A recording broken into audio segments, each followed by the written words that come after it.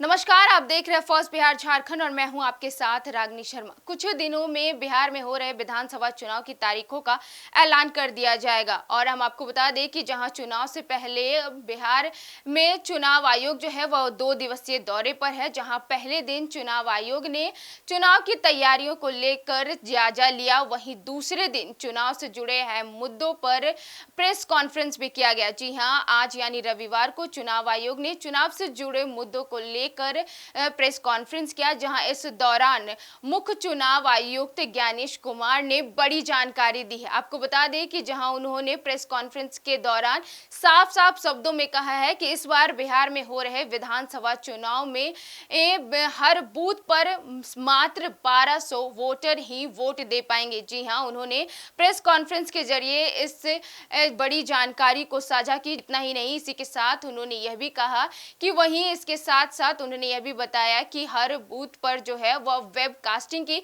व्यवस्था भी लागू की जाएगी। वहीं हम आपको बता दें कि प्रेस कॉन्फ्रेंस के जरिए जहां यह जानकारी साझा की गई, वहीं बिहार जो है वह देश का अब पहला राज्य बन गया है जिसने इसे लागू किया है। आपको बता दें कि बिहार विधानसभा चुनाव में इस नियम को लागू किया जा रहा है। वहीं बिहार विधानसभा चुनाव के बाद इसे पूरे देश में लागू किया जाएगा। वहीं उनका कहना है कि पिछले कई चुनावों में देखा गया है कि बूथ पर ज्यादा संख्या में वोटर्स होने के कारण कई समस्याओं का सामना करना पड़ता था, जिसके बाद यह बड़ा फैसला लिया गया है। वहीं अब बिहार विधानसभा चुनाव के हर बूथ पे मात्र 1200 वोटर ही वोट दे पाएंगे। इसके बाद कोई भी वोटर उस बूथ पर वोट नहीं दे पाएंगे। उसी के साथ उन्होंने यह भी कहा कि जहां उन्होंने इस पूरी समस्याओं को देखते हुए यह फैसला लिया है, वहीं उनका कहना यह भी है कि इस फैसले से चुनाव जो है वह पूरे तरीके से पारदर्शी तरीके से किया जाएगा।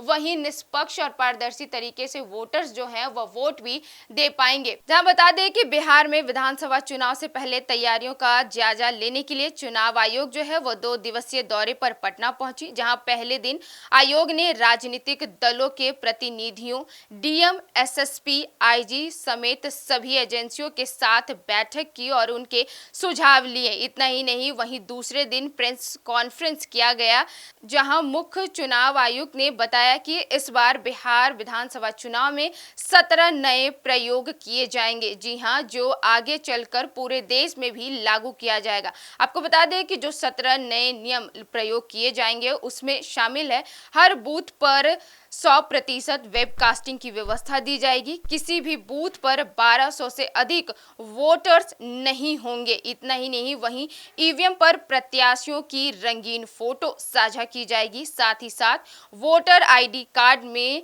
बड़ा आईडी नंबर दिया जाएगा। यदि इसी के साथ आपको बता दें कि यदि ईवीएम कास्टिंग में गलती हुई तो सभी वीवीपैट की गिनती होगी। इसी के साथ आपको यह भी बता दें कि वैलिड वोट की गिनती भी अनिवार्य माना जाएगा। ये वो सारे नियम हैं जिन्हें लागू किया जाएगा। इतना ही नहीं, वहीं चुनाव आयोग ने बताया कि सभी 90,000 पोलिंग बूथ पर मोबाइल जमा करने की सुविधा भी दी जाएगी। साथ ही साथ मतदाताओं को दी जाने वाली वोटर स्लिप में बूथ नंबर बड़े अक्षरों में लिखा होगा ताकि मतदाता आसानी से अपना मतदान केंद्र खोज सके। वहीं पहली बार बूथ लेवल एजेंट यानी कि बीएलए की ट्रेनिंग दिल्ली में आयोजित की गई। इसके अलावा बूथ लेवल ऑफिसर्स बीएलओ को भी फोटो आईडी कार्ड जारी किया जाएगा। वहीं हम आपको बता दें कि बिहार के बूथ लेवल अधिकारियों ने मतदाता सूची शुद्धिकरण में उत्कृष्ट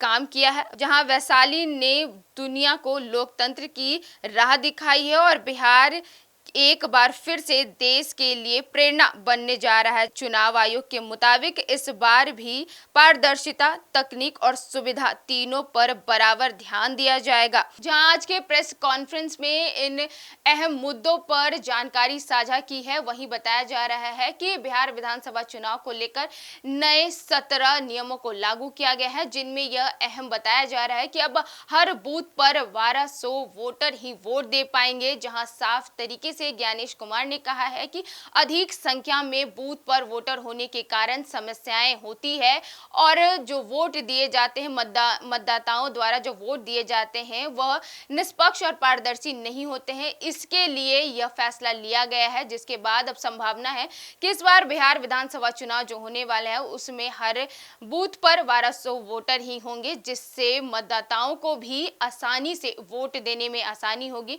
वहीं पूरे तरीके से इस बार का चुनाव निष्पक्ष और पारदर्शी बना रहेगा। बहरहाल इस खबर में इतना ही। आगे की खबरों के लिए देखते रहे first Bihar Jharkhand. Panorama group, जो सोचता है वो करता है। आपके अपने सपनों का आशियाना। ये लो मुंह मीठा करो, आज मैंने अपना जॉब छोड़ दिया। अब हम पूर्णिया वापस जाएंगे। जॉब छोड़ दिया है?